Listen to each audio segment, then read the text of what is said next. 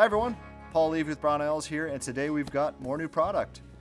From DRD, we have their Paratus 20-inch 6.5 Creedmoor. Doesn't look like a 6.5 Creedmoor at first glance, but we're going to open it up, do a unboxing. And this is what you get with the Paratus.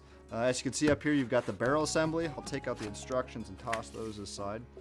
And down here, you've got foam layer, and then you've got the core components. You've got the receiver and handguard down there, and I'll pull those out real quick and assemble the Paratus. It's a pretty neat setup. So let's get the barrel out of here. You will notice that's Velcroed in. It's the first time I've actually gotten it out of here. So I've got Velcro straps, pull that out.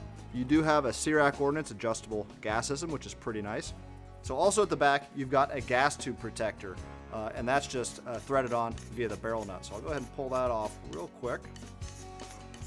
This barrel nut, you just install it on the upper receiver hand tight as well.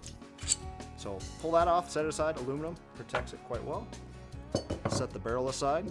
I'll go ahead and pull out my receiver assembly, upper and lower, and then a nice feature, it has a Masada buttstock. So a Magpul buttstock on that. I'll go ahead and pull out the guts here shortly as well. And then here we have the handguard assembly. So let me get this giant box out of the way. For a 6.5 Creedmoor 20-inch, it's actually pretty small. So, to assemble the Paratus, you need to make sure your bolt carrier is to the rear, which it is right now. I'm going to take my barrel assembly and install it like so. Make sure my gas tube, of course, goes through the port.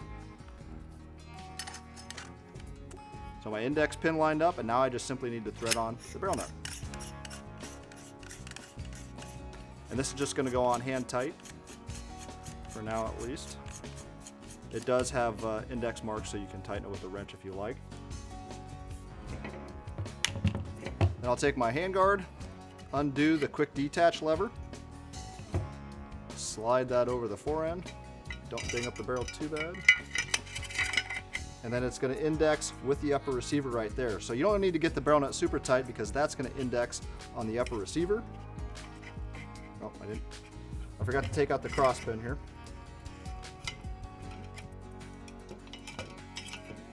Get your cross pin out all the way back. You can see it index, nice and flush. Push this in. That indexes inside the barrel nut so the handguard can't move forward. And then I'm going to push down on my lever, and then it's nice and tight, free-floated barrel assembly. This is also a side charger, so I can charge it like this, or I can use the built-in Phase 5 bolt release, like so. So there's an assembled DRD Paratus. I'll pull it out real quick, the bolt carrier group, so you can see what that looks like, because obviously it doesn't reciprocate into the buttstock, and I think you'd like to see that.